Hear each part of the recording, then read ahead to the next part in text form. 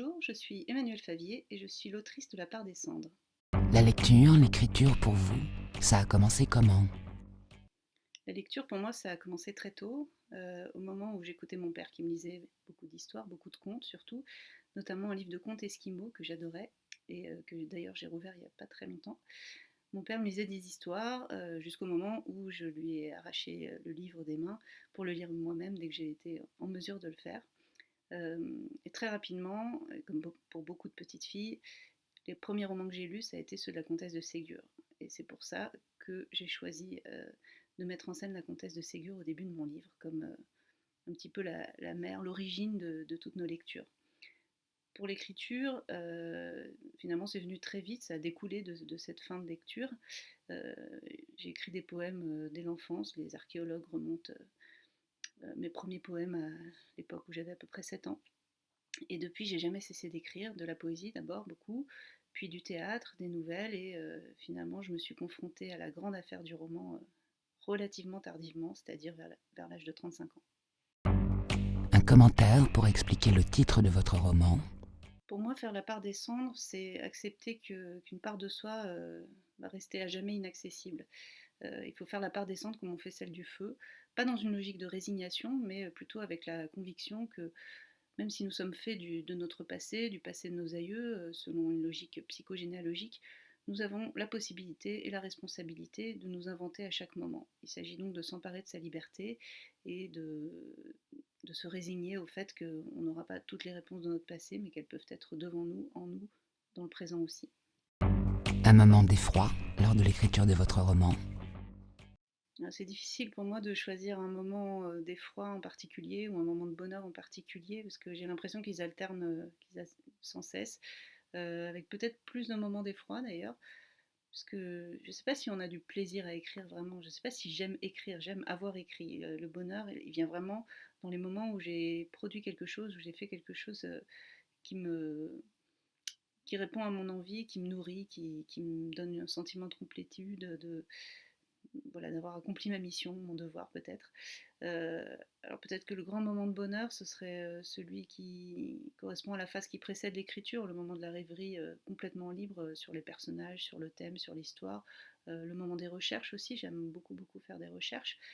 L'effroi, il est presque constant, j'ai envie de dire, pendant l'écriture du livre. Il dure jusqu'au point final, à la veille de remettre le manuscrit, à la veille de remettre les épreuves.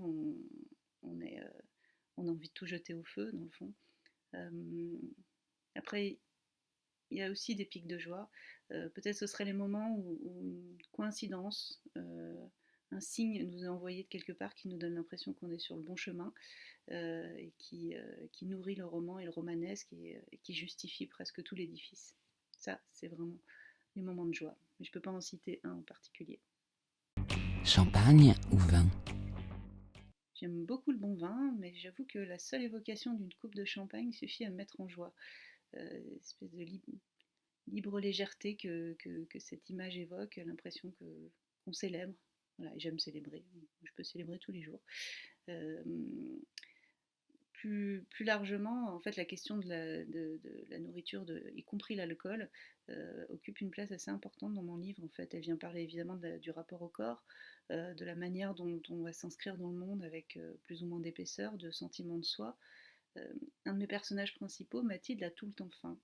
Et cette faim, c'est aussi bien un manque, là où s'originent toutes ses failles, son problème de légitimité, sa difficulté à trouver sa place dans le monde, à s'accepter, à s'aimer telle qu'elle est, etc.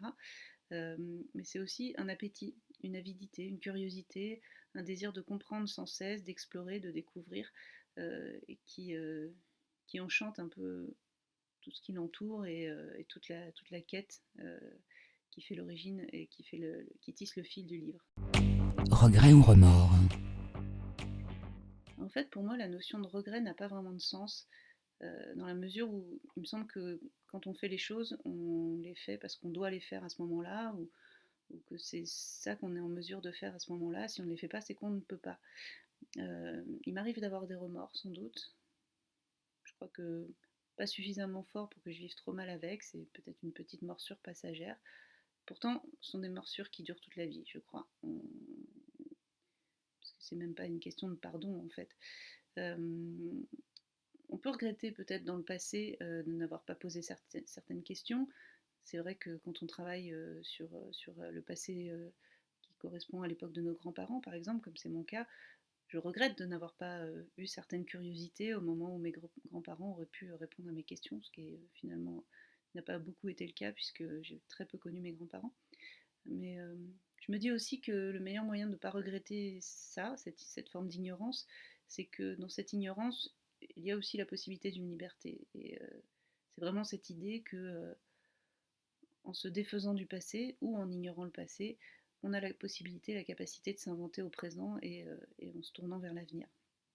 Bon, par ailleurs, la notion de remords m'intéresse quand même. Et il me semble qu'elle a déjà elle a une dimension morale qui me paraît plus féconde que l'idée de regret. Et elle pose dans la mesure où elle pose la question de la responsabilité de ses propres actes et de notre capacité à les assumer ou non. Et en cela, ça me paraît quelque chose d'éminemment romanesque. Une gourmandise défendue. Je ne vois vraiment pas pourquoi il faudrait s'interdire une gourmandise, si c'est pour avoir des regrets. Non, plus sérieusement, il me semble que la gourmandise est à l'origine de tout, est à l'origine de la curiosité, est à l'origine de l'envie d'être en rapport avec les autres, l'envie d'aimer, d'avoir du plaisir, l'envie de travailler aussi, de découvrir, de se comprendre. C'est aussi la gourmandise qui nous fait écrire, c'est aussi ce mouvement, cette quête de soi, euh, qui, comme je le disais, peut procéder d'un manque, mais qui me paraît être sain. C'est un mouvement de vie. Donc non, aucune gourmandise défendue. Une question à laquelle vous auriez aimé répondre.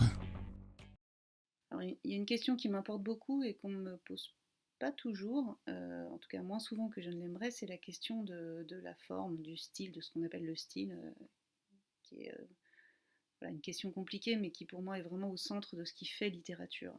C'est pas une question simple, mais pour moi le style c'est vraiment euh, le moment où la forme permet d'ouvrir une sorte de porte secrète du langage, c'est-à-dire euh, la porte visible serait le mot et son premier niveau de sens, et elle dissimulerait derrière une sorte de double fond avec un univers de signifiants, d'évocation, qui me paraît exactement l'endroit précis où se fait la littérature. C'est l'idée d'aller derrière ce que dit le langage en première instance pour ouvrir des perspectives de sens, de réflexion supplémentaires qui vont nuancer, qui vont affiner l'énoncé, qui vont l'enrichir et qui vont servir de terreau finalement pour fertiliser la pensée du lecteur et pour l'amener à élaborer sa propre vision du monde. Pour ma part, je viens de la poésie. Chaque mot désigne non seulement son objet, mais tout un univers de représentation qui transporte avec lui. Et c'est en maîtrisant la diffusion de cet univers, en l'occurrence dans la trame romanesque, mais avec le poétique, on a une possibilité de saisir cette question-là à cœur.